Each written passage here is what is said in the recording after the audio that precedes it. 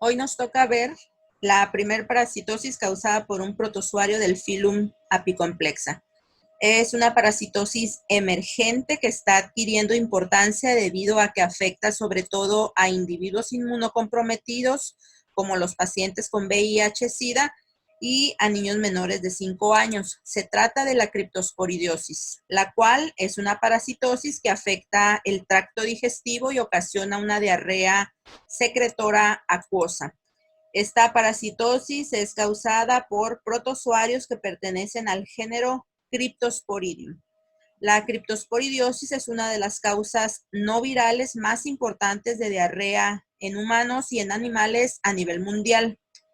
El sistema inmunológico del individuo va a jugar un papel muy importante en el desarrollo de las manifestaciones clínicas. Por ejemplo, en los pacientes inmunocompetentes, esta parasitosis se autolimita, mientras que en los pacientes inmunocomprometidos, la criptosporidiosis puede progresar hasta choque hipovolémico y muerte del individuo. Cryptosporidium, como ya les mencioné, es un protozoario que se clasifica dentro del filum apicomplexa. Una característica morfológica que clasifica a los protozoarios como apicomplejos es la presencia de un complejo o aparato apical.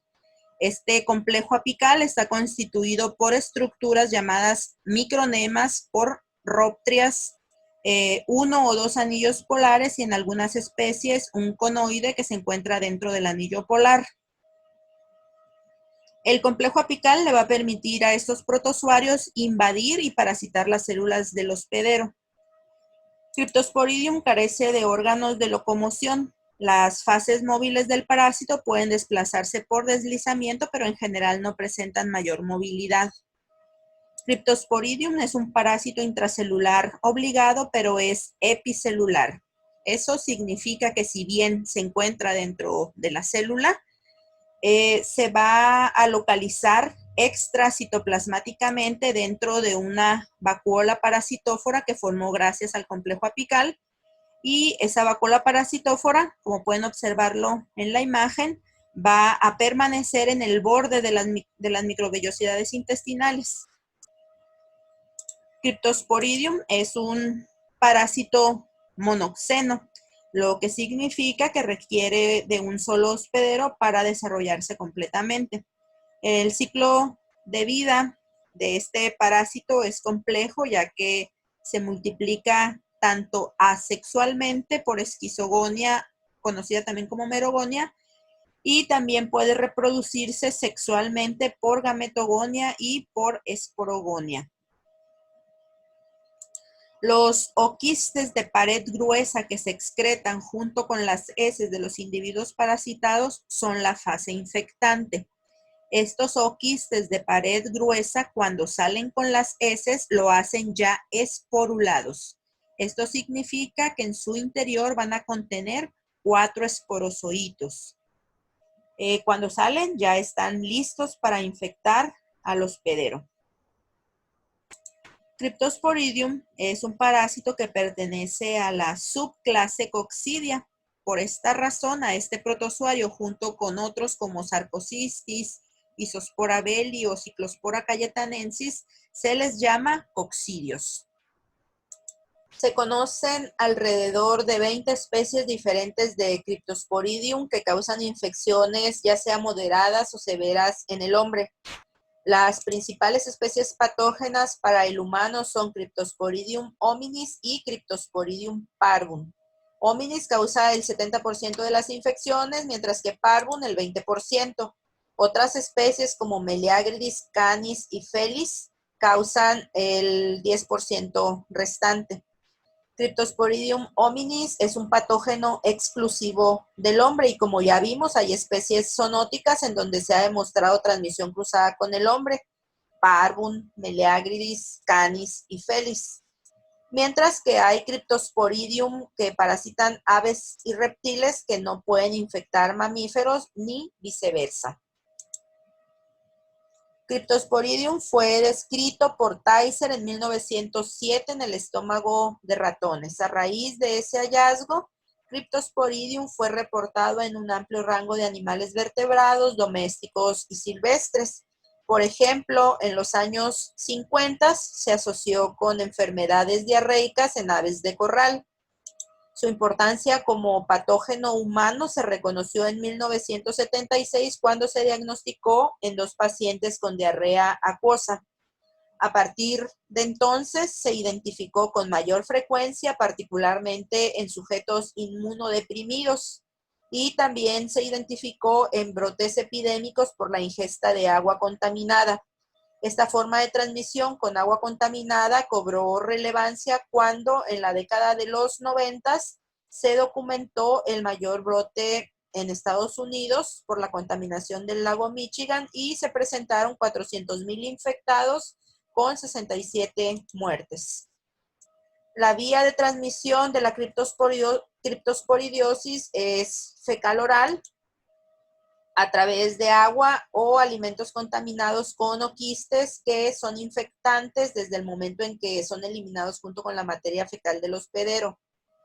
Tal vez, como les mencioné en la diapositiva anterior, uno de los principales modos de transmisión sea por agua contaminada. Se han registrado más de 200 brotes epidémicos por esa vía, lo cual pudiera deberse a que el parásito resiste a los desinfectantes y concentraciones de estos que son utilizados de manera común. También se ha demostrado la transmisión de persona a persona, lo cual se ve favorecido en condiciones de hacinamiento, como se observa en guarderías y nosocomios. Debido a que los oquistes de Cryptosporidium permanecen viables en agua de mar durante un año, se ha documentado la transmisión por la ingesta de mariscos o moluscos bivalvos como ostiones, almejas y mejillones.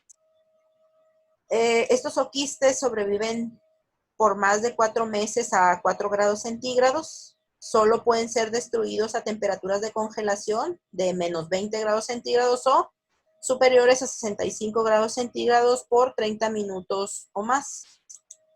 En lo que respecta a la epidemiología, la criptosporidiosis se considera una de las causas más frecuentes de diarrea en países que cuentan con datos estadísticos y epidemiológicos sólidos. Es una enfermedad cosmopolita con mayor frecuencia en zonas con clima tropical o templado. La infección crónica ha sido relacionada principalmente con el síndrome de inmunodeficiencia adquirida, pero las infecciones en sujetos inmunocompetentes han aumentado de manera importante en los últimos años. Actualmente se considera que se presentan cada año 8 millones de casos nuevos. En los países desarrollados, la parasitosis se presenta principalmente en forma de brotes epidémicos debido a la contaminación de las redes de agua potable o de las aguas recreativas. Excluyendo los brotes epidémicos específicos y a los sujetos con SIDA, la prevalencia en estos países oscila entre el 0.1 y el 27%, mientras que en países en vías de desarrollo los resultados varían de entre 0.1 y 31%. En México se desconoce la prevalencia nacional. Los primeros reportes en nuestro país fueron en pacientes con VIH-Sida. La infección es más frecuente en niños menores de 5 años que en adultos inmunocompetentes. Ahora vamos con las fases del parásito. La complejidad del ciclo de vida de Cryptosporidium básicamente radica en el hecho de que este protozoario tiene múltiples fases y a que cuenta con reproducción tanto sexual como asexual. Asexualmente el parásito se reproduce por esquizogonia, que también se conoce como merogonia, porque producto de esa reproducción se generan merozoitos. Sexualmente, Cryptosporidium se reproduce por gametogonia, que consiste en la generación de gametos masculinos y femeninos. También se reproduce sexualmente por esporogonia, con la que se generan esporozoitos.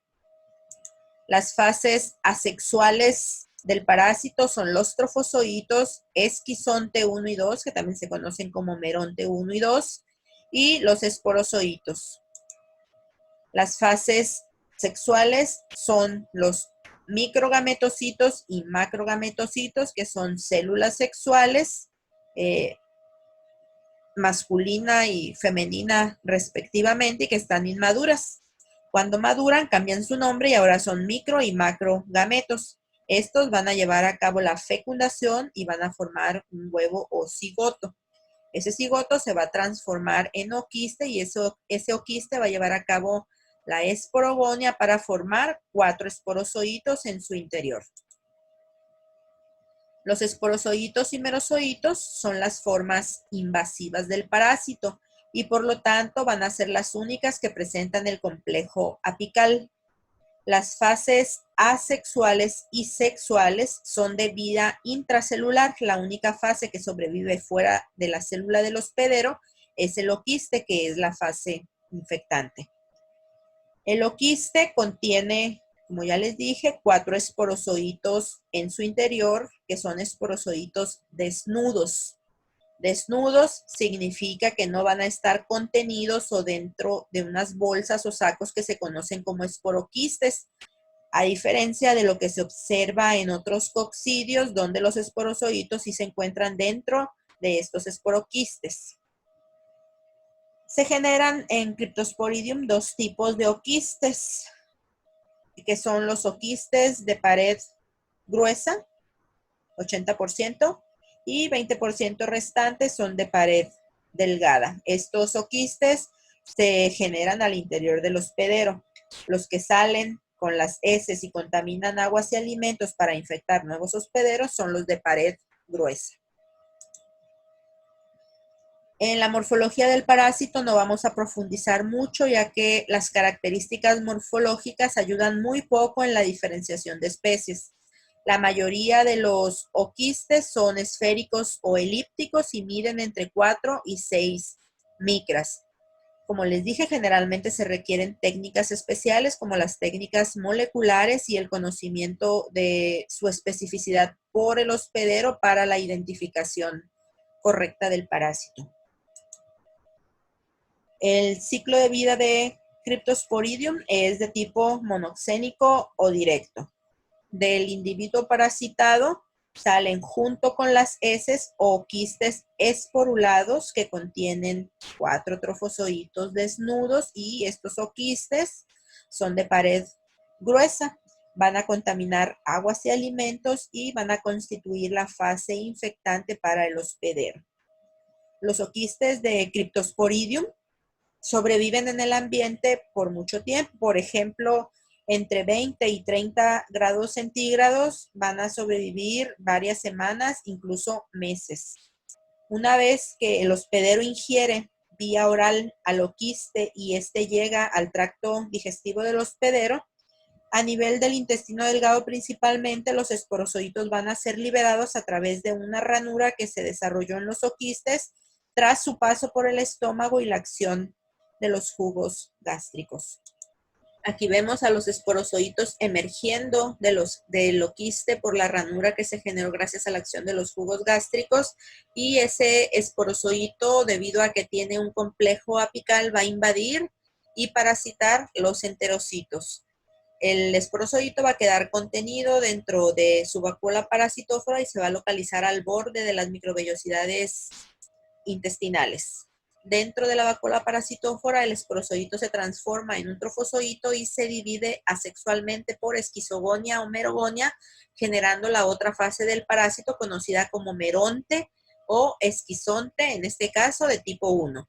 El meronte o esquizonte de tipo 1 contiene 8 merozoitos. Ese esquizonte se va a romper y los merozoitos van a quedar libres. Como los merozoitos son otra forma invasiva que tiene complejo apical, van a invadir nuevas células epiteliales. Dentro de la célula epitelial nuevamente se va a transformar en un trofozoito que se va a volver a dividir asexualmente por esquizogonia y va a formar esquizontes o merontes tipo 1, pero también puede formar esquizontes o merontes tipo 2. Estos esquizontes de tipo 2 contienen solamente 4 trofozoitos. De estos últimos se van a originar las fases sexuales. La reproducción sexual va a ocurrir por gametogonia con micro y macro gametocitos que van a madurar a micro y macro gametos y se va a generar un cigoto. Este cigoto va a pasar por una última fase de desarrollo que es la esporogonia, la cual va a culminar con la producción de los oquistes esporulados. Ya habíamos visto que Cryptosporidium presenta dos tipos funcionales de oquistes. Los infectantes, que son los de pared gruesa con 4 esporozoitos desnudos, es decir, sin esporoquiste, y que son eliminados con las heces fecales. Y están los oquistes también de pared delgada, que están involucrados en un proceso de autoinfección intestinal, porque estos, al quedarse en el interior del individuo, pues pueden romperse, y de la misma manera los esporozoitos que queden libres van a ir a invadir enterocitos.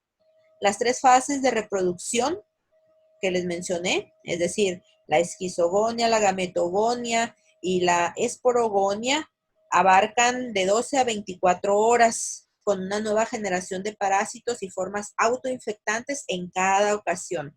Ante tal número de organismos, no es de extrañar que en sujetos inmunocomprometidos las formas parasitarias puedan extenderse hasta los conductos biliares y pancreáticos, al estómago y al tracto respiratorio también. Esta imagen se las puse solamente por si tienen algún problema con el inglés, porque la diapositiva anterior, como pudieron darse cuenta, está en inglés. Esto es lo mismo, solamente que ya están todos los nombres en español. Los esporozoitos, que son estos que están aquí, poseen este complejo apical, también los merozoitos, recuerden, porque también son fase que invade. Este complejo apical es auxiliar en la adhesión y en la invasión de la membrana de las células blanco del hospedero. Este complejo va a envolver a las formas invasivas del parásito y va a dar lugar a la vacuola parasitófora. Esa vacuola parasitófora va a englobar al esporozoito en un nicho protector especial dentro de la célula, pero recordemos que no está de manera intracitoplasmática. Gracias a esta vacuola, el parásito va a poder nutrirse y reproducirse. Y aquí podemos ver al parásito. Este es Cryptosporidium en las vellosidades intestinales. En lo que se refiere a la patogenia, el principal mecanismo de daño es la adhesión del parásito a la célula epitelial intestinal para poder penetrar y luego multiplicarse, lo cual va a llevar a la ruptura y al daño de los enterocitos. En la adhesión, entre otros factores, se contemplan lectinas y glucoproteínas semejantes a la mucina. También se contemplan receptores de adherencia del esporozoito. El daño celular va a ser ocasionado por productos del esporozoito que están involucrados en la desorganización de las uniones que existen entre las células. Esto lleva a una pérdida de la función de barrera.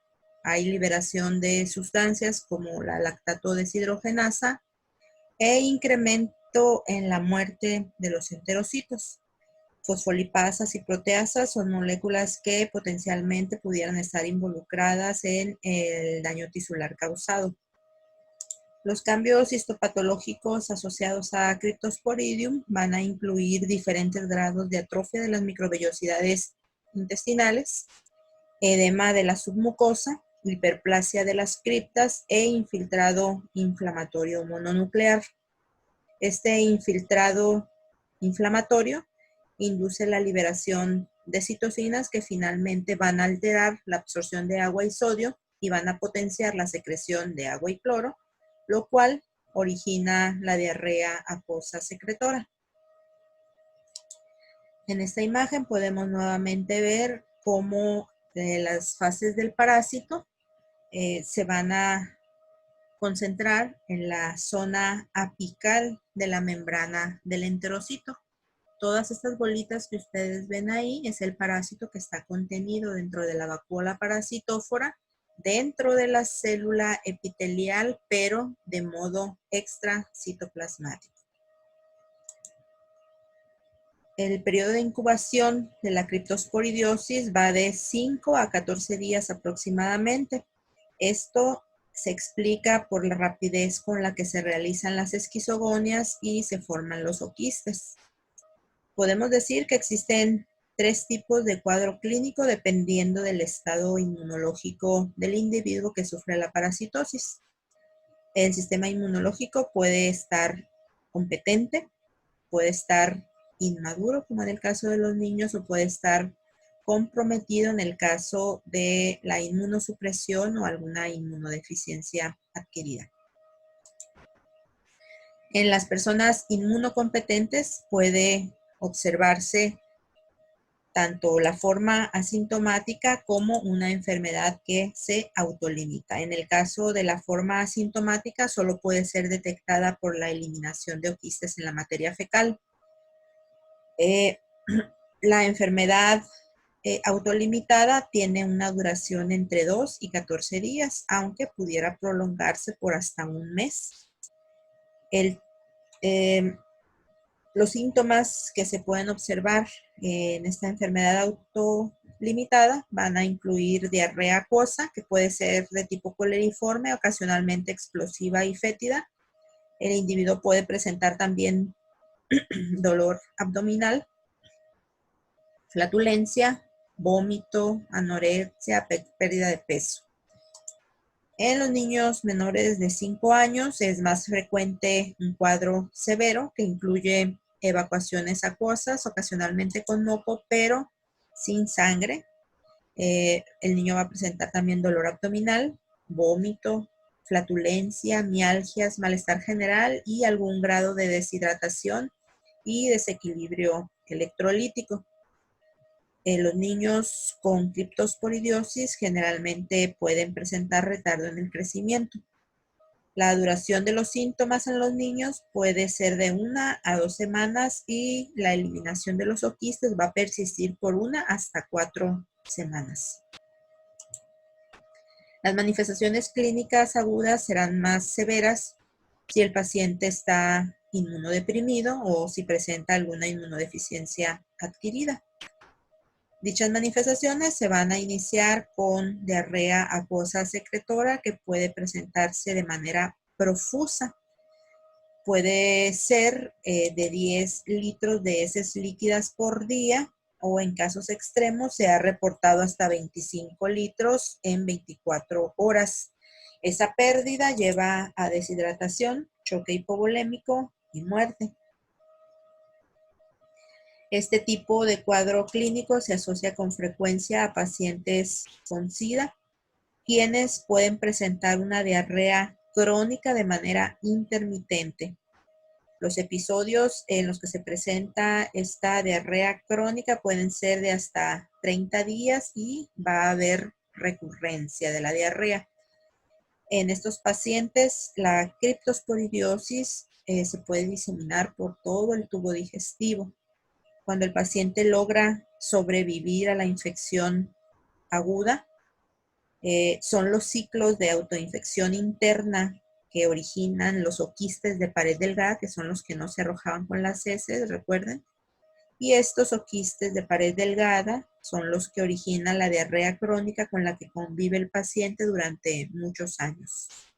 El desequilibrio hidroelectrolítico suele ser severo. Estos pacientes pueden desarrollar la parasitosis fulminante, sobre todo aquellos sujetos que tienen cuentas de linfocitos TCD4 positivos menores a 50 a 100 por microlitro de sangre. Esos individuos presentan también un síndrome de mala absorción muy importante. La enfermedad extraintestinal va a conllevar morbilidad y mortalidad importantes. Los sitios de diseminación extraintestinal más frecuentes son la vesícula biliar, el tracto respiratorio, el hígado y el páncreas. Se ha reportado una mortalidad de aproximadamente el 50% de estos individuos a los 6 meses posteriores al inicio de la infección. El diagnóstico se va a enfocar en la demostración de oquistes en la materia fecal. Si las muestras no se van a analizar de manera inmediata, pueden ser preservadas con algunas soluciones, como por ejemplo formol al 10%. Para el diagnóstico pueden emplearse técnicas de concentración coproparasitoscópicas como las de flotación de heces con sacarosa, las de sedimentación de Ritchie, las de flotación, con sulfato de zinc o con cloruro de sodio saturado, pero en general estas técnicas coproparasitoscópicas no son tan recomendables porque no ayudan mucho a precisar la identificación del parásito y es posible confundirlo con otros microorganismos debido al tamaño pequeño del oquiste que oscila entre 4 y 6 micras de diámetro. Lo ideal es que ese concentrado que ya se logró con las técnicas anteriormente mencionadas se utilice para realizar un extendido de materia fecal y realizar posteriormente una tinción ácida con la técnica de Kim-Jones en frío o en caliente con Sil-Nielsen. En ambos casos se van a obtener oquistes teñidos de un color rojo. También puede utilizarse la técnica de Conatin, que permite concentrar a los oquistes mediante la técnica de Ritchie. Luego se aclaran los parásitos con hidróxido de sodio y finalmente se emplea la técnica de Kim-Jones. Al observar al microscopio las muestras pueden descubrirse los esporozoitos contenidos en el oquiste.